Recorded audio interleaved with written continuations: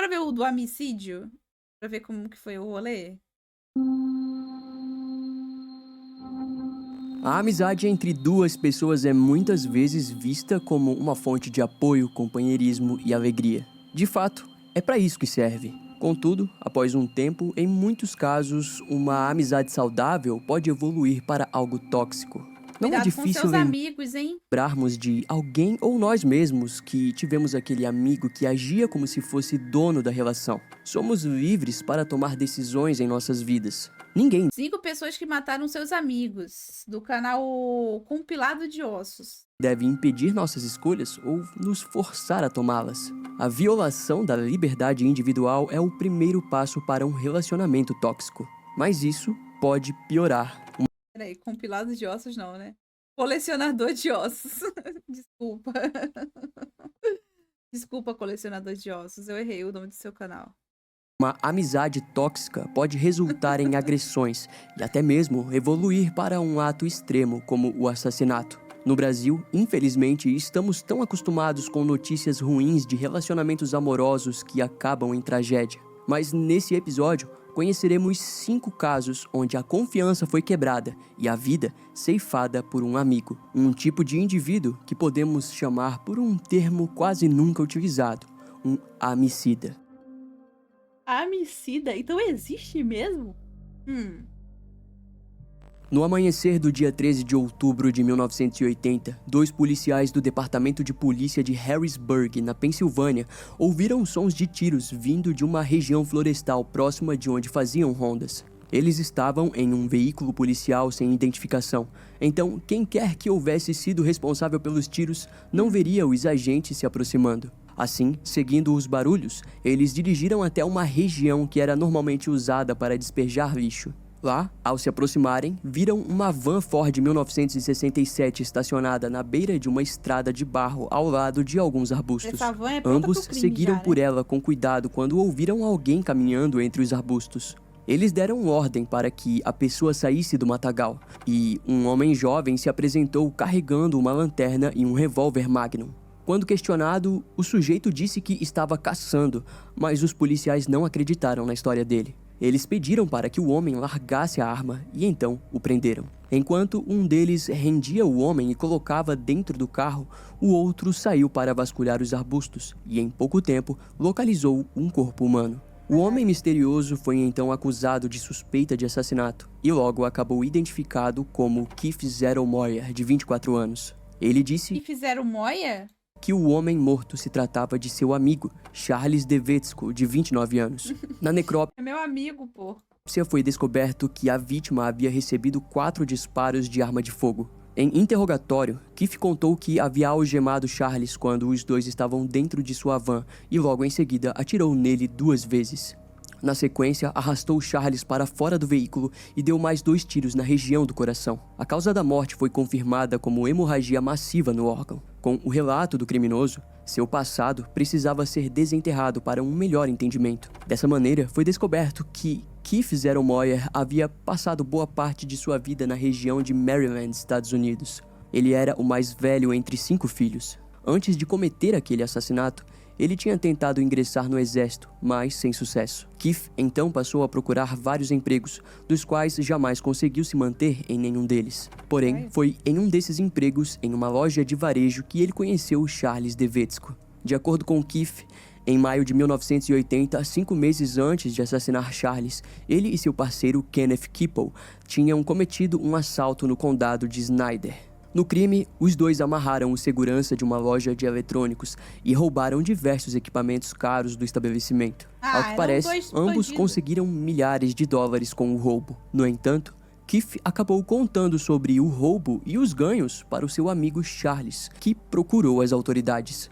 E quando ele soube da traição, Keith planejou o seu sequestro ocorrido naquela noite de outubro, onde o matou para evitar seu testemunho no julgamento do roubo. Era Aquela 2 motivação era altamente incriminatória, e quando o julgamento de Keith ocorreu no dia 24 de abril de 1981, a promotoria buscou a sentença de morte. Sem muitas dificuldades, dada a quantidade enorme de evidências e a própria confissão do réu, Keith foi considerado culpado pelo homicídio em primeiro grau. A sua sentença foi a pena capital. Após ser enviado para a prisão, Keith e seus advogados lutariam para recorrer à sentença, mas não houve sucesso. Nos 14 anos seguintes que passou na prisão tentando recorrer à pena, Keith chegou no seu máximo e resolveu demitir todos os advogados. Segundo ele, era insuportável viver daquele jeito e desejava ser executado o quanto antes. Em sua argumentação para a justiça, Keith disse que uma doença cerebral estava tornando sua vida na prisão um inferno. Quando ele foi analisado pelos médicos, descobriram que ele estava sofrendo de transtorno de estresse pós-traumático. A justiça então apresentou inclinação para executá-lo, mas a organização de defensores pós-convicção da Pensilvânia entrou na luta para argumentar que Keith não era mentalmente competente para a execução. Entretanto, 3 psiquiatras convocados pela justiça confirmaram que Keith era competente para a sentença. Notavelmente, É competente pra matar os outros. Mas assim, era nóia também, né? a mãe da própria vítima, Charles DeVetz, 2 nóia, menos um, né? Qual que é o problema? relataria que não acreditava que Keith fosse mentalmente são e que não deveria ser executado pelo assassinato de seu filho. Mas, de qualquer modo, em fevereiro de 1995, o governador Tom Ridge, que havia apoiado toda a sua campanha em prol da pena de morte, finalmente assinou a execução de Keith Zero Moyer. Sua execução foi então marcada para maio de 1955 na instituição correcional estadual Rockville, na Pensilvânia. A última refeição de Keith foram 2 cheeseburgers, batatas fritas, pudim de chocolate e leite com chocolate. Caralho, comeu bem a última refeição. Uma curiosidade é que ele foi a primeira pessoa a ser executada pelo estado da Pensilvânia desde a retomada da pena de morte em 1976. Legal. Devemos defender quem amamos, não importa as circunstâncias. Quer dizer, será mesmo que não importam? Bom, isso não passou pela cabeça de uma jovem adolescente que olhou para a sua amiga e passou a vê-la não mais como uma companheira, mas sim como uma inimiga. Seu receio de que ela se tornasse um perigo ao seu relacionamento faria com que ela cometesse um ato inimaginável. E o pior, ela não cometeria sozinha. Tudo começou no dia 5 de julho de 2012, quando a família Neese foi até o departamento de polícia da cidade de Star City e relatou o desaparecimento da adolescente Skylar Neese, de 16 anos. De acordo com eles, a jovem havia retornado para casa depois do seu turno no restaurante Wendy's.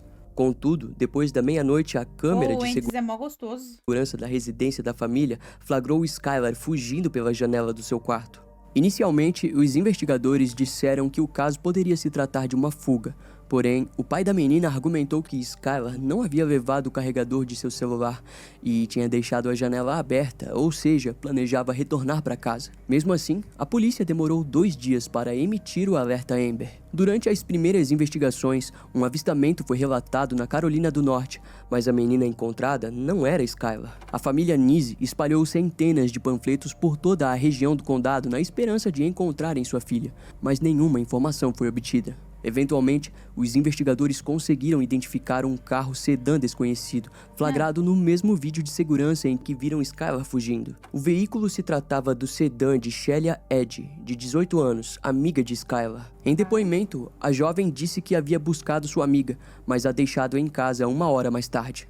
Os investigadores não se convenceram muito da história e pediram auxílio do FBI para que a vida escolar de Skylar fosse investigada. Daquela maneira, o desfecho do caso aconteceria 6 meses depois, quando uma segunda amiga de Skylar e Shelia apareceu e admitiu o assassinato. A menina, identificada como Rachel Schofield, de 18 anos, Olha a sobrancelha dessa pessoa. Disse que ela e Shelia planejaram o assassinato de Skylar. Quando questionada sobre a motivação para o crime, a jovem disse que as duas não gostavam dela e não desejavam mais ser amigas da adolescente. E com essa confissão, não demorou muito para Shelia confessar o crime também. O desfecho causou espanto em todos os familiares e amigos, pois a própria família Neese compartilharia que tanto Rachel quanto Shelia eram as melhores amigas de Skylar.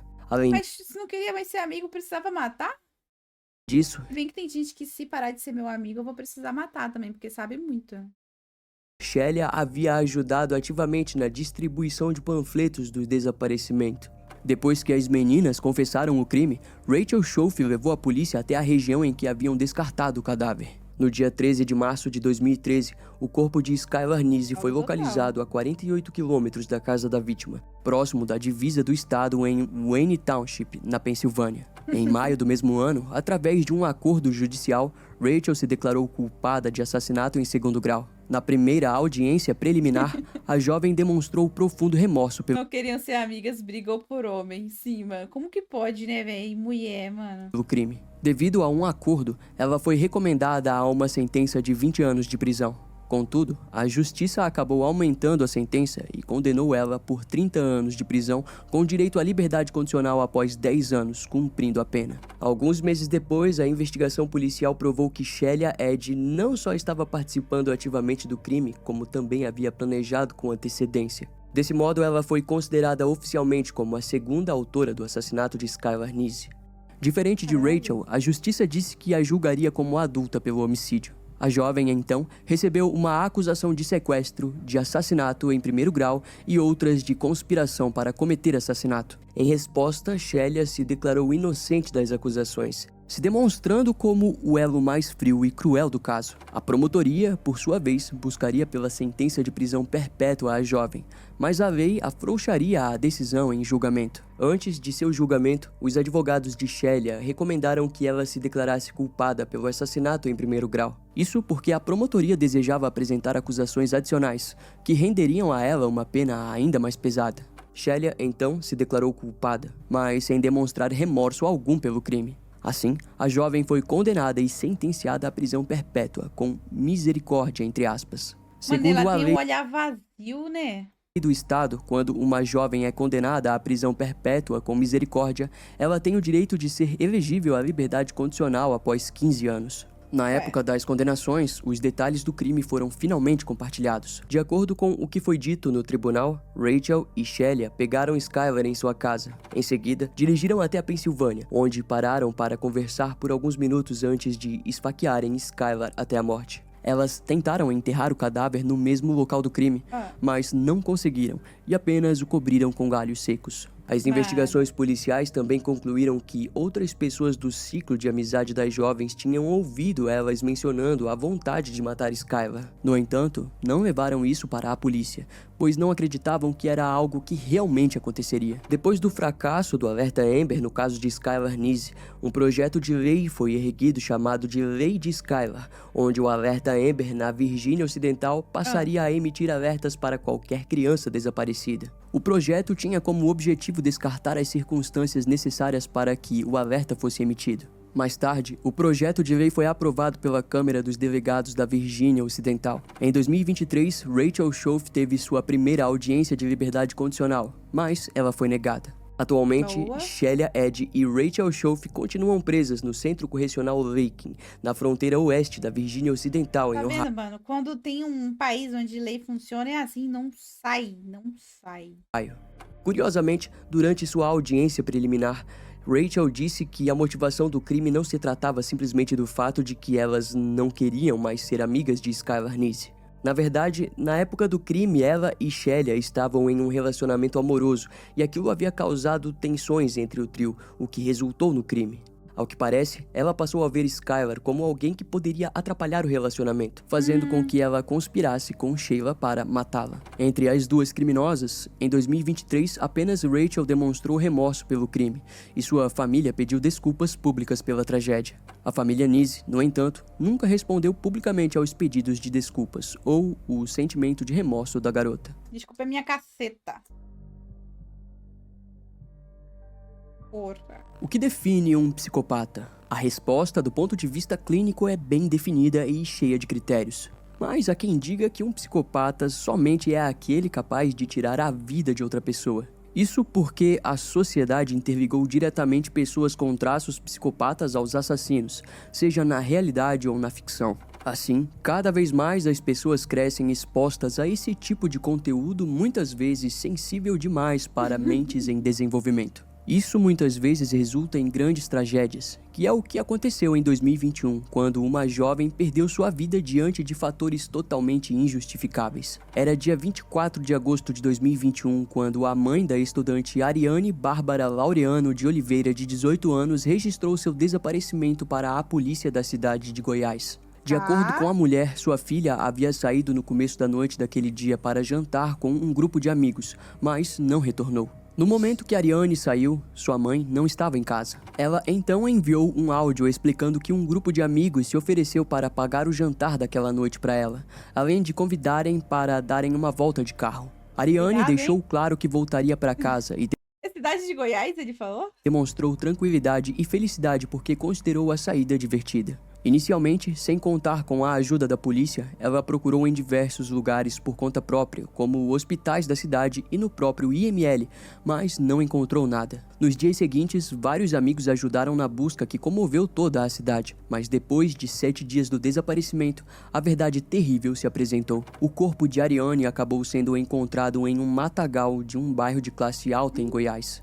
Segundo o laudo médico do legista, a causa da morte da jovem ocorreu devido a 8 facadas que recebeu em seu Caralho. corpo. Diante dos fatos, a polícia civil rapidamente investigou quem era o grupo de amigos que haviam estado com ela antes do seu desaparecimento, focando principalmente no veículo. Assim, o motorista foi identificado como Jefferson Cavalcante Rodrigues, de 24 anos. Segundo testemunhas, Ariane foi vista dentro do veículo do homem no mesmo horário em que enviou a mensagem para sua mãe. Ele foi posto em prisão preventiva, mas, em seu primeiro contato com a polícia, confessou o crime e apresentou a faca manchada de sangue utilizada no homicídio. Em sua casa, também foram encontradas as roupas usadas no dia do crime e o veículo, que ainda continha resquícios de sangue da vítima. Quando foi chamado para prestar depoimento, Jefferson confessou que o crime ocorreu Caralho. devido a um tipo de O jogo nome do cara é Iso. feito com a participação de sua amiga Raíssa Nunes Borges, de Que jogo 20 é anos, esse? e Enzo Jacomini Carneiro Matos, de 18 anos.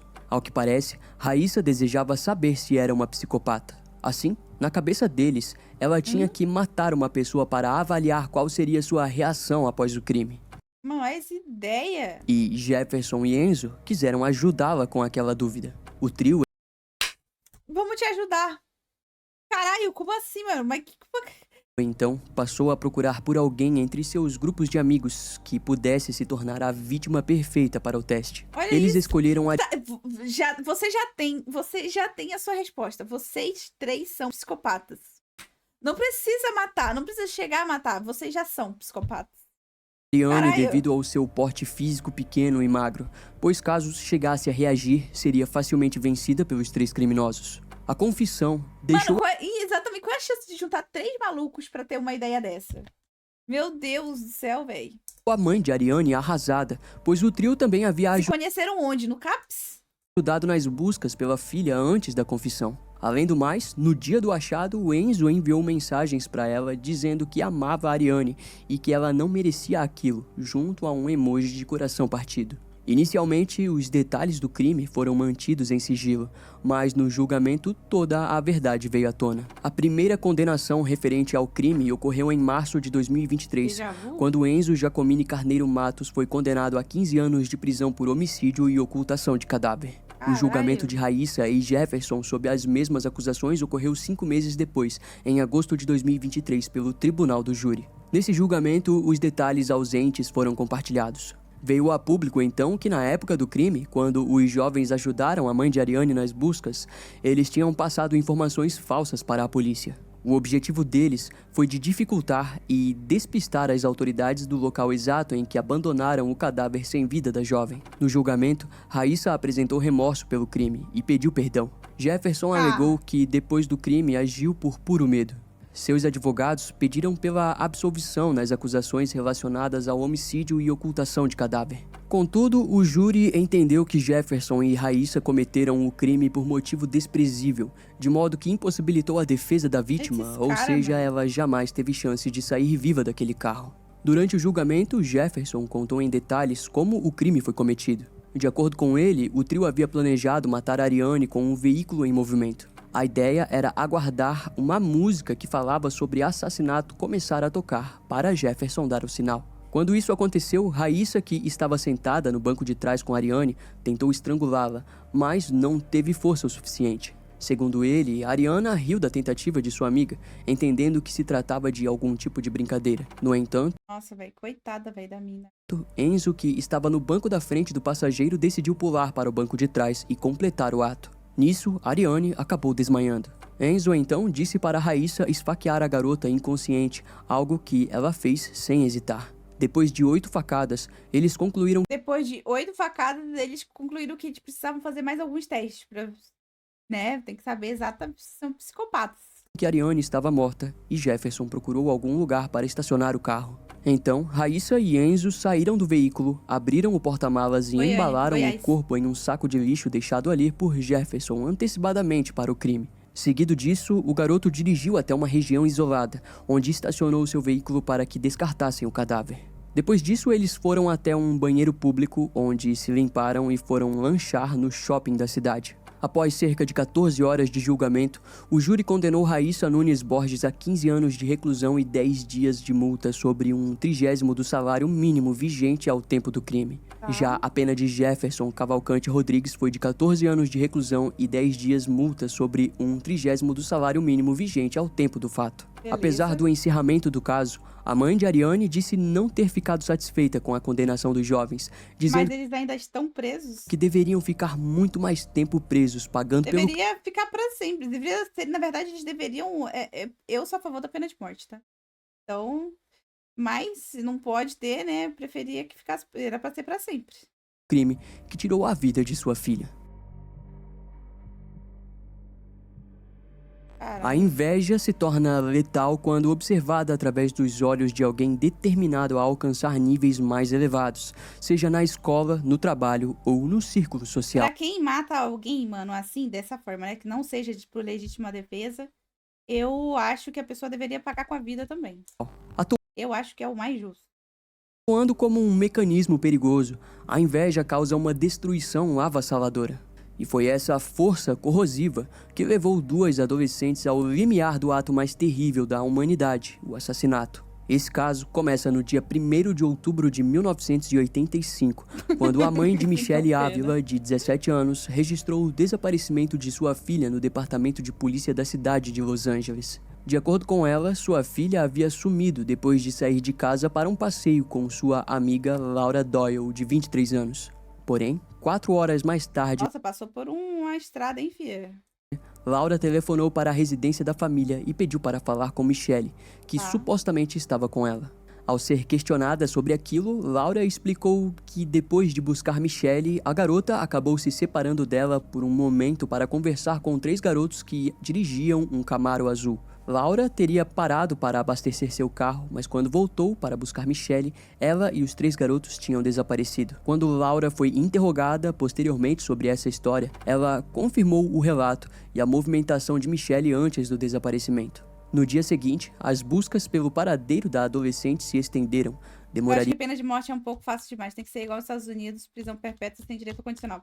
Eu seria a favor disso se o preso ele fosse obrigado a trabalhar para pagar as coisas dele. Mas, num regime onde a população que paga os impostos para manter o cara dentro da cadeia, eu prefiro que ele morra.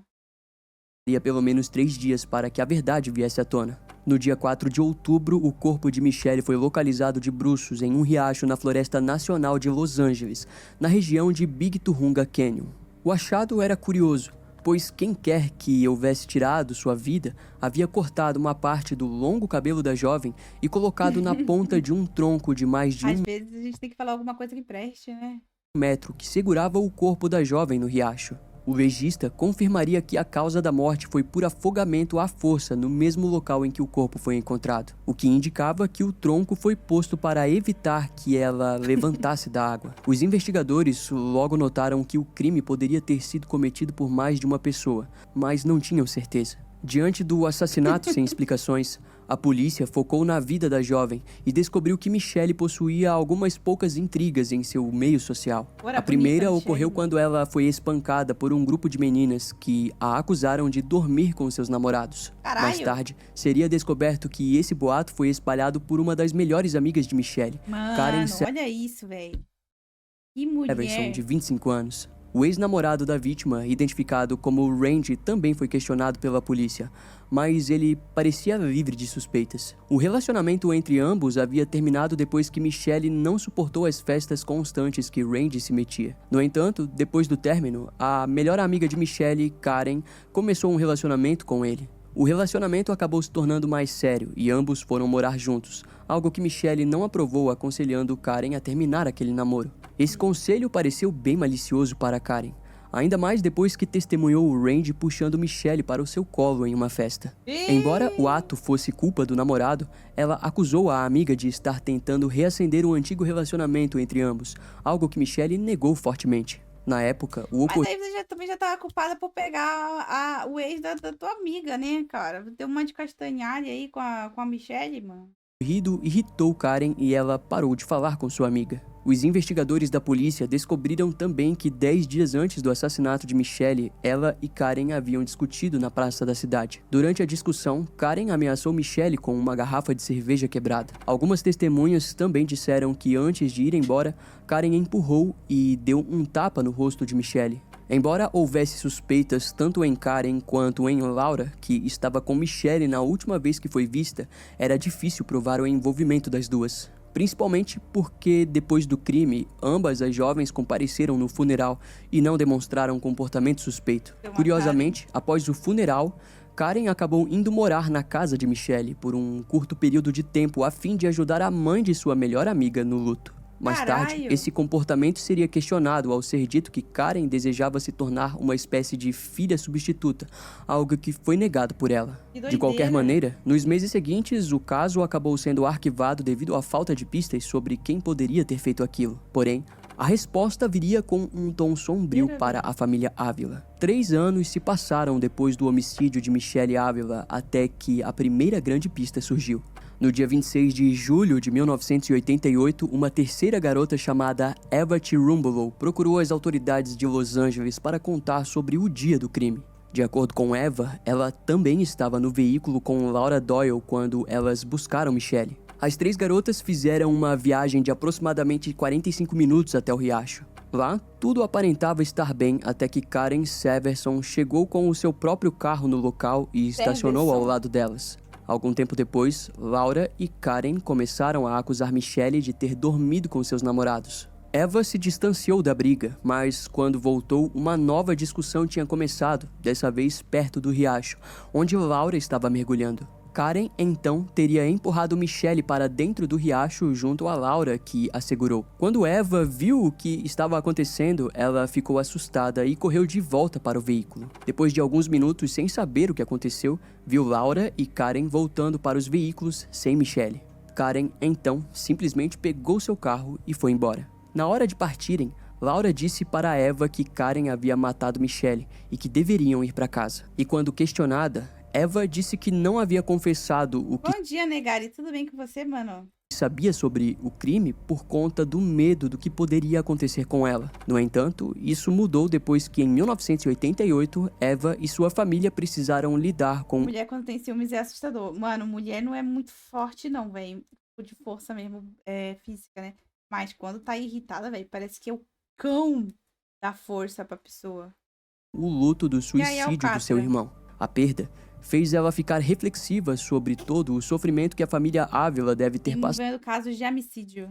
passado e, por isso, decidiu trazer a verdade à tona. Durante o depoimento, Eva fortaleceu sua narrativa ao compartilhar diversos pontos curiosos, como o fato de que, depois do crime, Karen apresentou uma certa obsessão e colou diversas fotos de sua ex-melhor amiga na parede do seu quarto. O comportamento de Karen ficaria ainda mais estranho com o tempo, ao ponto de colar recortes de jornais sobre o crime junto às fotos. Além disso, ela tinha o costume de visitar o riacho sonho um dia apagar o Alcatra. em que o crime aconteceu. Quando questionada, Irena Ávila, mãe de Michelle, também compartilharia aos investigadores que, em certo momento, Karen teria dito que viu o fantasma de sua filha. E diante dos fatos, Karen e Laura foram presas sob a acusação de assassinato com o depoimento principal de Eva, que foi considerada inocente do envolvimento direto no crime. Isso porque a promotoria entendeu que sua história era real e não haveria motivos para ela mentir. Além de que nem mesmo Karen ou Laura acusaram Eva de ter participado do crime. Em interrogatório, Karen confirmaria que tudo começou depois que ela e Michelle se distanciaram de uma amizade que vinha desde os 8 anos de idade. Ao longo do tempo, ela passou a ter ciúmes de Michelle, porque ela era considerada mais atraente pelos meninos. Karen citou que Michelle parou de sair com suas amigas e estava sempre rodeada de amigos homens. No fim, ela confessou o crime e acrescentou que depois de Michelle estar na água, ambas a afogaram, cortaram o seu cabelo e botaram o tronco em cima do corpo para evitar que ela conseguisse tirar a cabeça de dentro da água. Uma coisa curiosa e sinistra ao mesmo tempo é que o corte do cabelo da vítima parecia estar relacionado ao fato de que ele era um dos símbolos da beleza da vítima, o que apontava para um crime cometido por um motivo fútil, a inveja. O julgamento começou em março de 1990. A promotoria formou o caso sob a acusação de primeiro grau, alegando que o crime foi planejado pelas garotas. Porém, o júri não ficaria convencido daquela linha narrativa, pois acreditavam que o ato ocorreu de modo impulsivo. Assim, Karen Severson e Laura Doyle foram consideradas culpadas por homicídio em segundo grau. Ambas receberam a sentença de prisão perpétua com chance de condicional após 15 anos. Em 2011, Karen foi liberada após cumprir quase 22 anos de prisão, enquanto Laura foi liberada no ano seguinte. Após ser liberada, Karen escreveu um livro sobre memórias do crime, onde contava sobre sua experiência na prisão. Karen até mesmo assinou um acordo na tentativa de produzir um filme, mas em resposta, a família Ávila processou a mulher. Devido ao ocorrido, o estado depois de velha ainda continua maluca. A Califórnia apresentaria a Lei Missy em solução para que editoras e produtoras entrassem em contato com a família da vítima antes de produzirem conteúdo em cima de crimes assim. Então, velho, que doideira. Na década de 1980 e 1990, o estado da Flórida estava longe de ser um lugar marcado por delitos menores. A maioria dos crimes era caracterizada pela violência e brutalidade. Para se ter uma ideia, até mesmo incidentes isolados de homicídios únicos eram tão gráficos e repulsivos que chocavam as autoridades. Isso ficou evidente em julho de 1993, quando o investigador Frank Ilharraza foi chamado para conversar com o sobrinho de um amigo. Logo nos primeiros minutos de conversa, o jovem confessou ter participado do assassinato de alguém com a ajuda de outras 6 pessoas. Além disso, afirmou que o corpo da vítima foi jogado para os crocodilos em um pântano próximo. E foi assim que se iniciou mais um dos casos mais chocantes de assassinatos da década de 90 na Flórida. Para entendermos esse caso, precisamos começar pela vida do filho de imigrantes iranianos, Bob Kent. Durante sua infância e adolescência, Bob era alguém conhecido e apreciado por todos, especialmente pelos adultos. Ele tinha um melhor amigo chamado Marty Puccio, com quem compartilhava uma amizade desde a 3ª série. Ambos residiam na mesma rua, na cidade de Hollywood, na Flórida. À primeira vista, todos presumiam que eram bons amigos, mas Bob tinha o hábito de intimidar e agredir Marty. Com o tempo, os pais de Marty perceberam esse comportamento, e foi aí que as desavenças se iniciaram. Inicialmente, Fred, o pai de Bob Kent, ignorou o comportamento do filho e rotulou Marty como preguiçoso quando confrontado sobre a situação. Isso porque ele havia largado os estudos. Assim, para Fred, era Marty quem estava levando seu filho para um futuro fracassado. No entanto, embora ambas as famílias fossem receosas uma com a outra, os 2 melhores amigos eram basicamente inseparáveis. Eles faziam academia juntos e testemunhas relatariam mais tarde que ambos usavam esteroides. Além disso, as famílias não tinham conhecimento, mas Marty e Bob estavam envolvidos na produção de filmes com temática homossexual. Eles chegaram até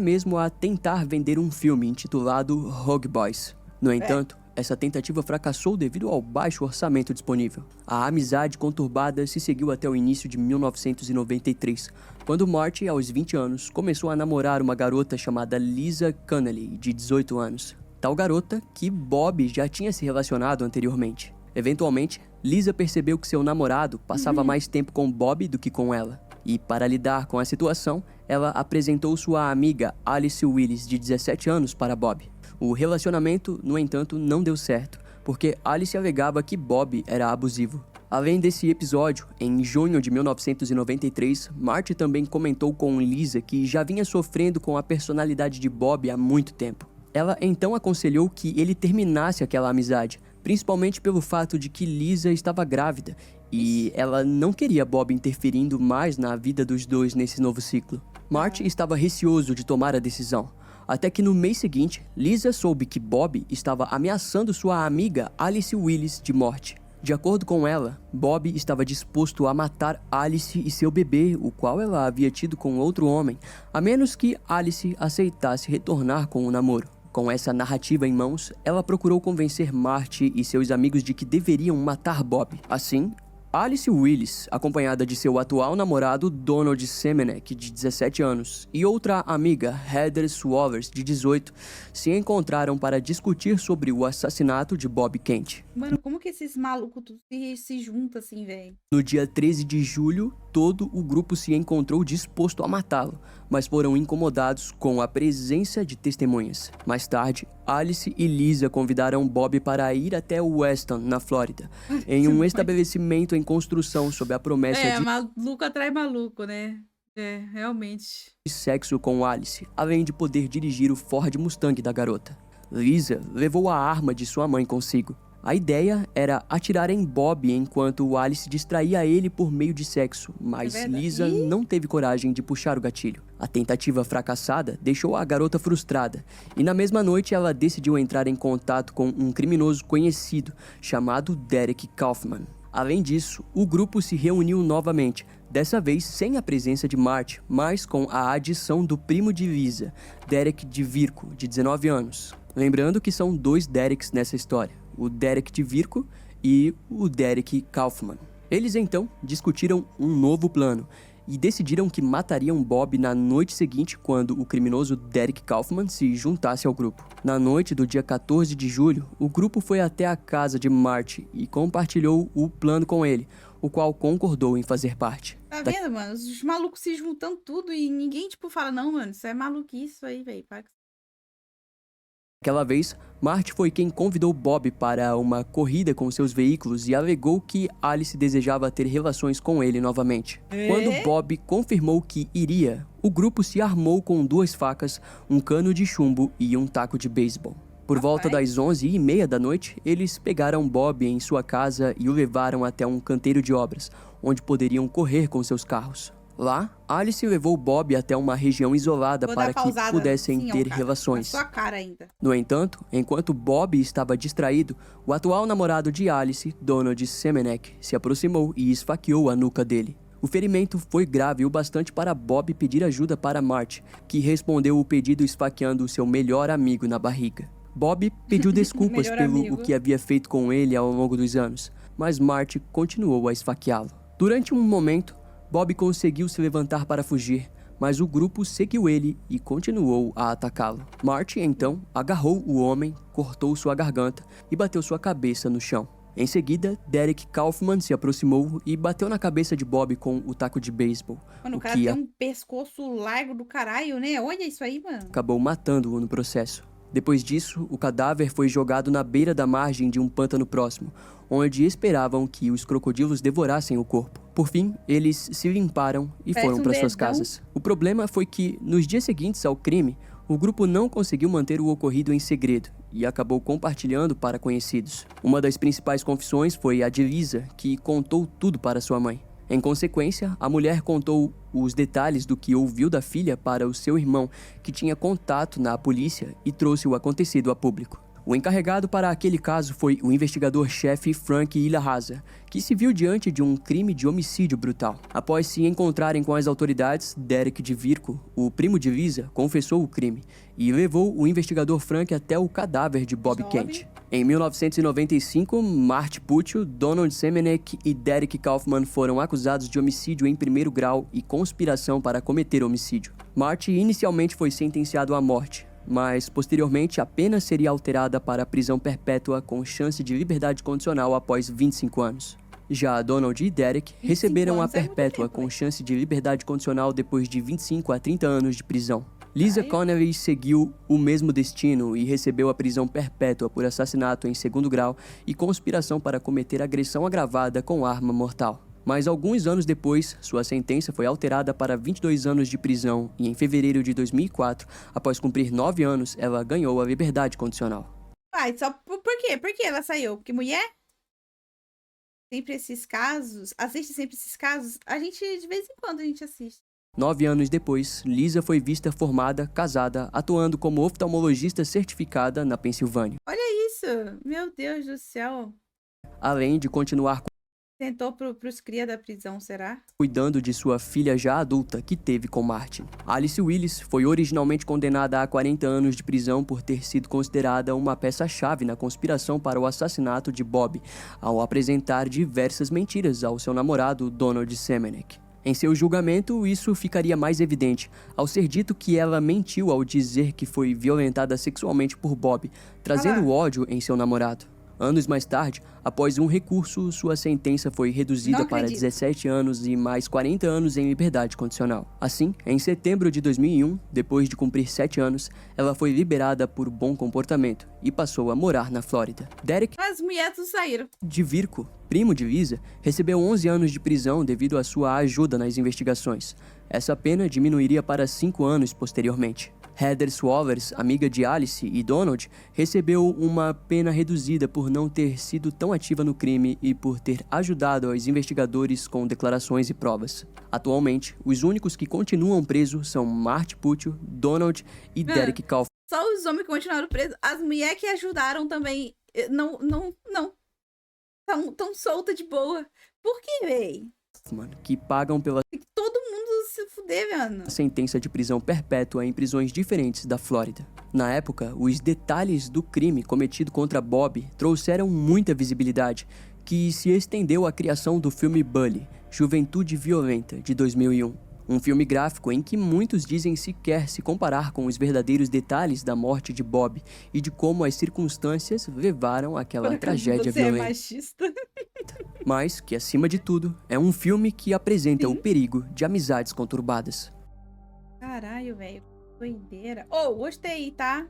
Gostei do canal. A quem me indicou esse canal aqui, eu vou dar um likezinho aqui. Vou me inscrever no canal do Mano. Pô, gostei. Muito God. God desse canal. Gostei do jeitinho que ele explica também. Boa.